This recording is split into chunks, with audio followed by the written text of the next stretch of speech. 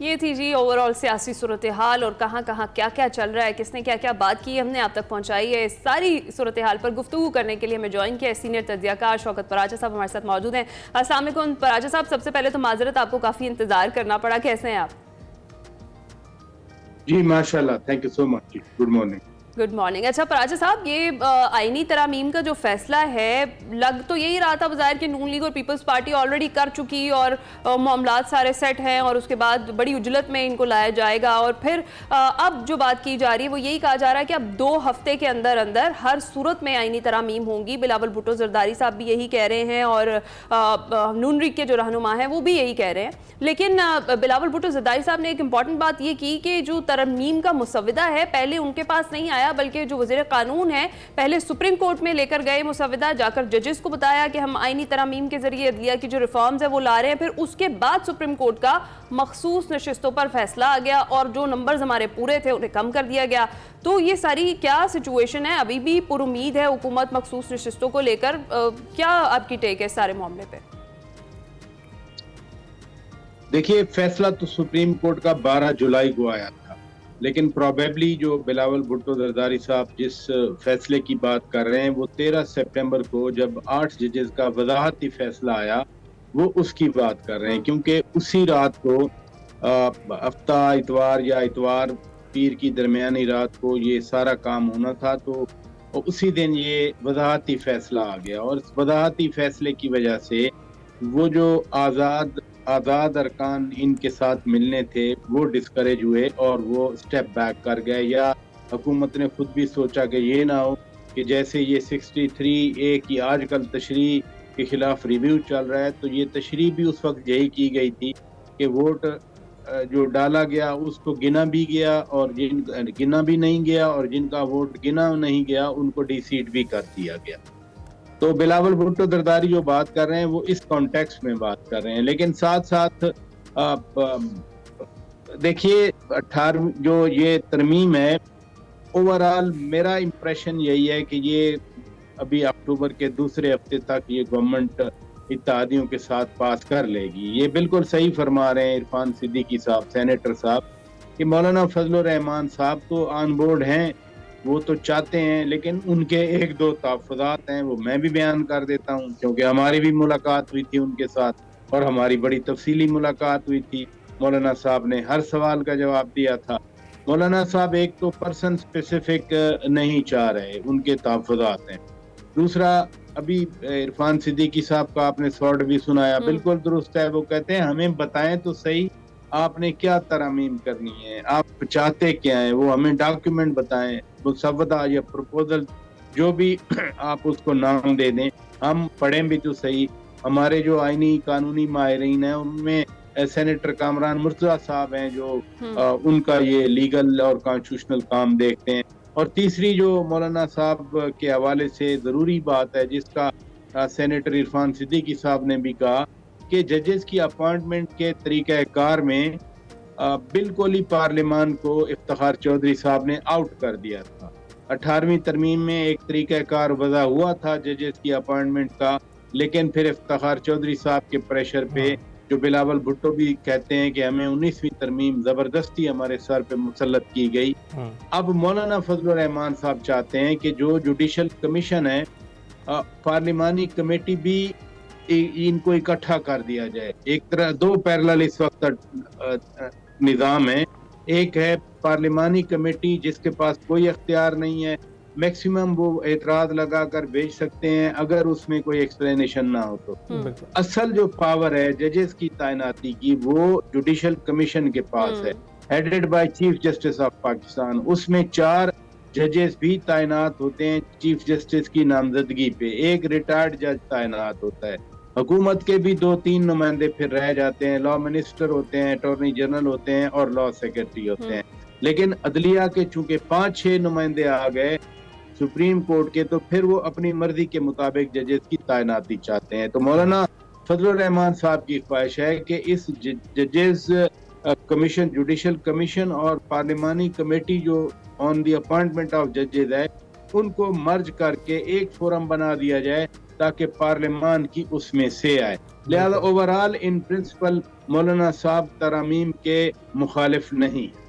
اچھا یہ بھی بتائیے گا سر کہ آپ کو لگ رہا ہے مولانا آن بورڈ آ جائیں گے، لیکن اس کے ساتھ ساتھ یہ بھی جاننا چاہیں گے کہ بلاول بھٹو زرداری دکھائی یہ دیتا ہے آئینی عدالتوں اور آئینی ترامیم کا جو علم ہے وہ پیپلز پارٹی نے ہی اٹھایا ہوا ہے، لیکن دوسری جانب بلاول بھٹو زرداری کا جو یہ بیان آیا ہے جس میں کہا جا رہا ہے کہ سزائے موت کا جو معافی کا جو اختیار ہے وہ بھی انہی کے پاس ہے، تو یہ لائنز کی دونوں جانب کھیلنا نہ ہوا؟ کیا اہداف حاصل کرنا چاہ رہی ہے پیپلز پارٹی ان دونوں طرف کھیلتے ہوئے؟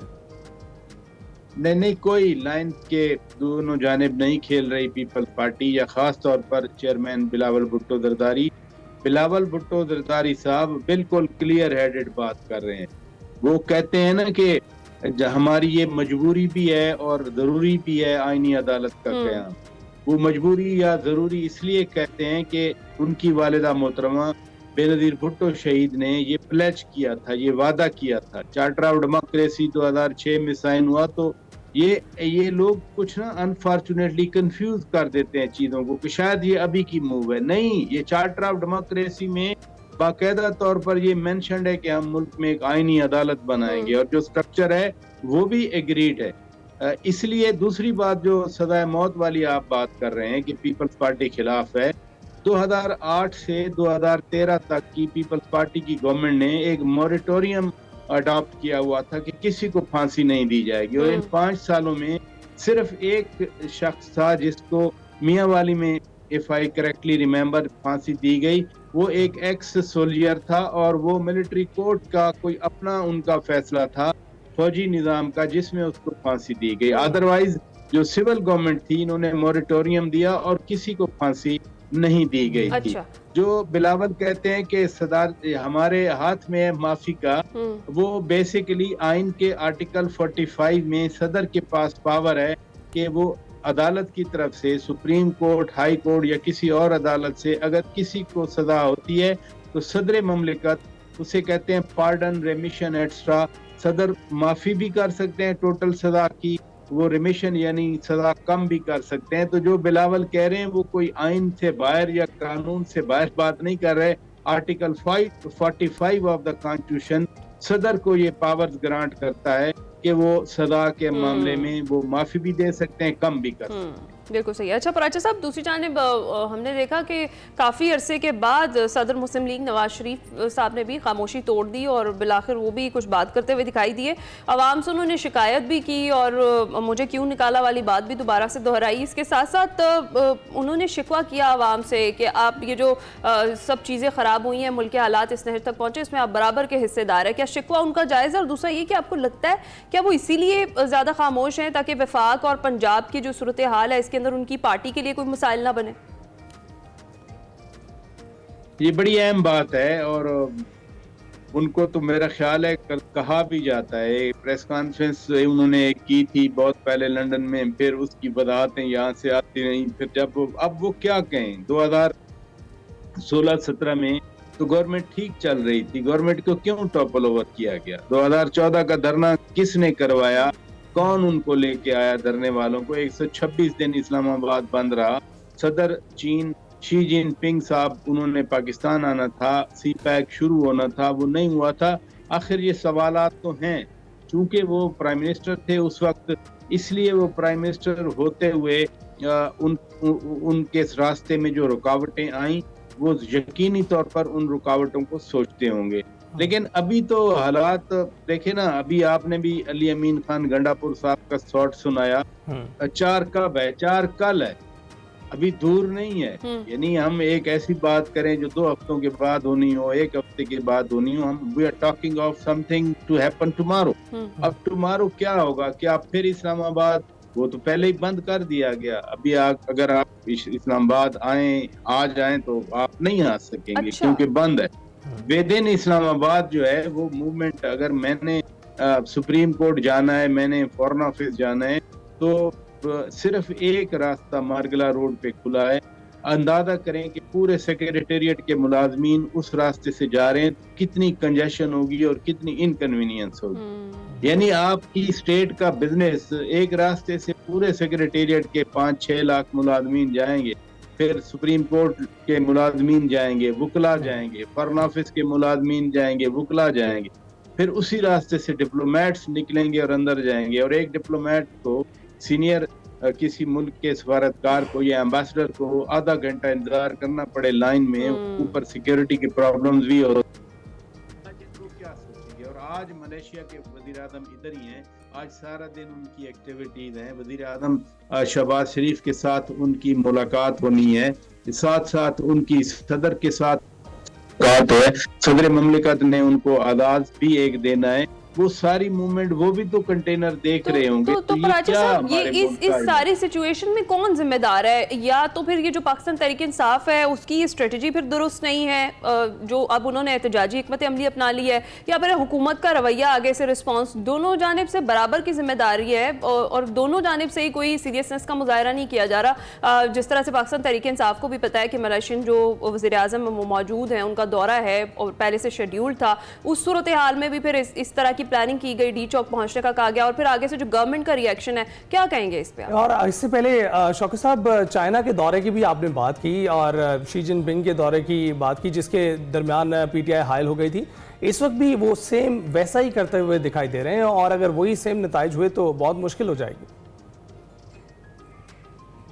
بڑا انفارچونیٹ ہے کہ دیکھیں حکومت کا آپ نے کہا ری ایکشن نہیں دے رہی، تو معاملات تو عدالتی ہیں، وہ سپریم کورٹ میں ہیں، وہ ہائی کورٹ میں ہیں، وہ اے ٹی سیز میں ہیں، وہ دوسری کورٹس میں ہیں، تو عدالتوں نے اس میں جو عدالتی نظام ہے اس میں کوئی ایگزیکٹو آرڈر سے نہ بیل ہو سکتی ہے نہ بیل کینسل ہو سکتی ہے۔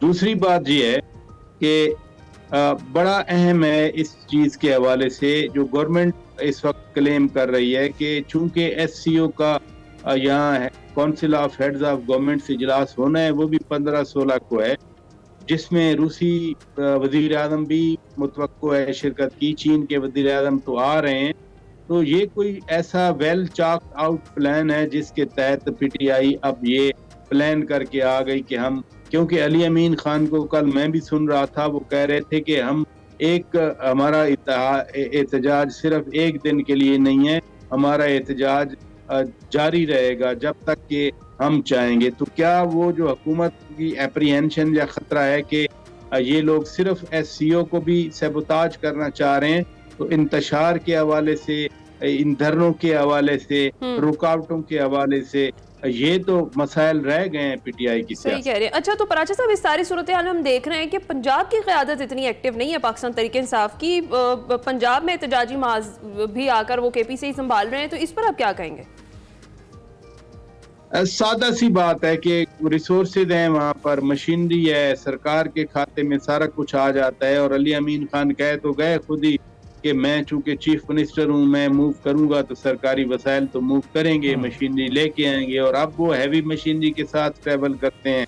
پھر وہ پچھلی بار جب آئے تھے وہ گولیوں کی بات بھی کر گئے کہ ایک گولی ماریں گے تو ہم 10 گولیاں ماریں گے، تو حالات کو اشتعال انگیز طور پر آگے اس لیے بڑھا رہے ہیں، ظاہر ہے کہ وہ ان کے لیڈر جیل میں ہیں۔ پنجاب کے حوالے سے تو پی ٹی آئی کہتی ہے کہ پنجاب کی قیادت پر خاصا مشکل ہے، حماد اظہر کہیں کہیں ٹویٹ تو آ جاتے ہیں، ویسے اس وقت جب پارٹی کو ضرورت ہوتی ہے ان کو سامنے آنا چاہیے۔ میاں اسلم اقبال کہاں ہیں کوئی پتہ نہیں ہے، تو پارٹی خود ایکٹیو ہوگی تو نظر آئے گی۔ باقی کے پی والے بھی تو ہمیں نظر آتے ہیں وہ ایکٹیو ہیں، لیکن یہ جو پنجاب والے ہیں یہ تو چھپے ہوئے ہیں، یا وہ ڈرے ہوئے ہیں، ان میں سے یا ڈرنا ہے تو پھر پالیٹکس چھوڑ دیں، ایسے تھوڑی انقلاب آیا کرتا ہے۔ بہت شکریہ شوکت پراچا صاحب ہمیں اس حوالے سے آنے کے لیے اور بتانے کے لیے کہ اس وقت کی جو پولیٹیکل سچویشن ہے اس میں بہت ضروری ہے کہ ہمیں یکجا ہونا چاہیے، ایک پلیٹ فارم پر آنا چاہیے اور سیاست کو ایک سائڈ پر رکھنا چاہیے۔ بریک کے بعد حاضر ہوں گے۔